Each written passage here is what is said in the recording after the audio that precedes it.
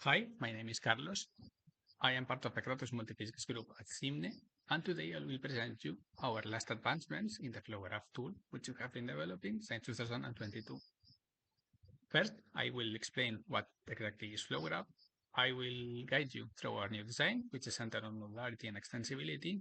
I will highlight some of the new features, and finally, I will give you a live demonstration to show what the tool is capable of. The first question is, what is FlowGraph? And as you can see in the presentation, FlowGraph is a tool that lets you drag nodes to a workspace and connect them. Each of these nodes holds a part of the configuration that is needed to run a simulation, and by connecting them, you're able to tailor your own problem type according to your needs without having to touch any code. Why we have done it this way? Well, because we have identified two problems in the current problem type. First, it's very difficult to make modifications without extensive code knowledge of the problem type. And second, because some advanced Kratos features are not possible to map in terms of the current interface, such as multi-stage. We seek a system which is more modular, easy to expand, and it's being able to be integrated in other systems while keeping it compatible with the current GiD environment. Our new design is focused on this. Previous versions of this tool were meant as a standard local web application, which meant that it could not be connected to anything outside its ecosystem. Now we have migrated to an implementation which is based on JavaScript 6 modules, which means that it's compatible with basically anything that is on the internet. The default web application is still launchable, but it's possible to use it as a module in bigger ecosystems. The registration of new nodes, if you desire so, is now dynamic, so it means that it's automatically detected by the tool.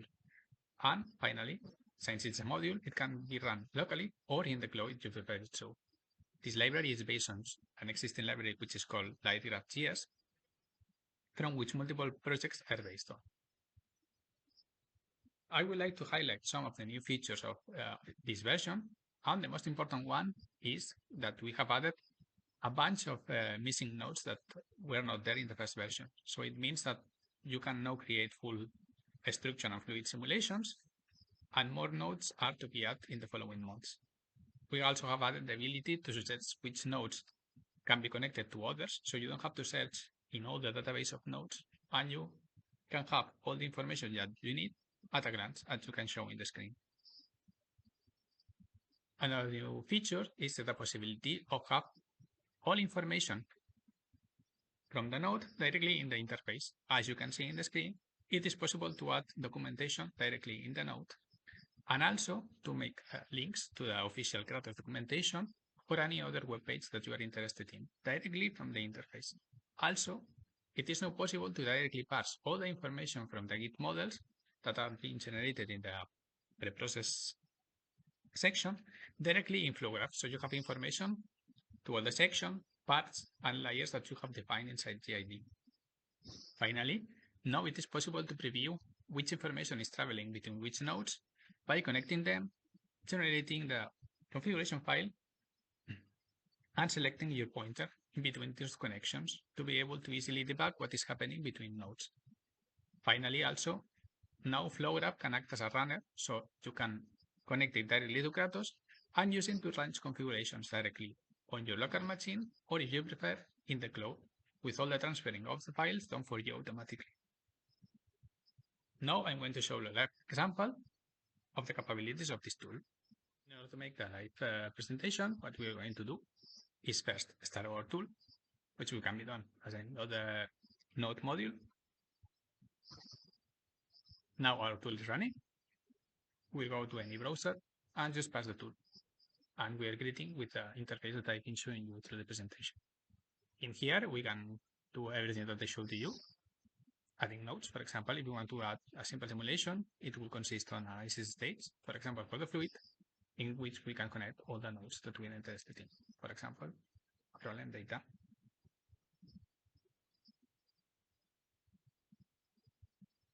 Imagine also that we want to connect a list of processes. What we could do is to go to the processes and say, okay, we want, for example, an inlet process. We could add it here. But imagine that we want more, and we also want an output process, outlet process. So we could go here search for it, and also to study it. Since we have two of them now, there are tools to match this as a list of processes. We can connect them, and finally connect it to the list of processes. Just by doing so, we have a very little but simple simulation. If you click to generate and we open the viewer, you will see that you have everything defined here, with obviously the missing connections defined and defined. As I showed to you, if you select a node and you hover over it, you will have the information about these particular fields, also for the index process. For example, here we are missing a modulus, and we could want to add a formulation. For example, this is going to define our modulus of the input. If I now update, as you can see, all the fields have been updated, and if I'm regenerating it, you will see that here appears the new value. If you were interested in to know what is a process, for example, you could double-click, go to the documentation, and see what are the characteristics of the node that you've been adding. This, for example, is the documentation for the generic process of Kratos. We have also documentation for other parts, like, for example, the fluid dynamics stage is an stage. And if you want to see the analysis stage life cycle, you have all the information available in one click. As you can notice, if you go forward and backwards, the information that you have in your workspace is not lost, but you might want to save it just in case. As easy as doing save. To show you more advanced features, I have prepared something which I have already been developing, which is basically a full fluid problem with all the nodes connected.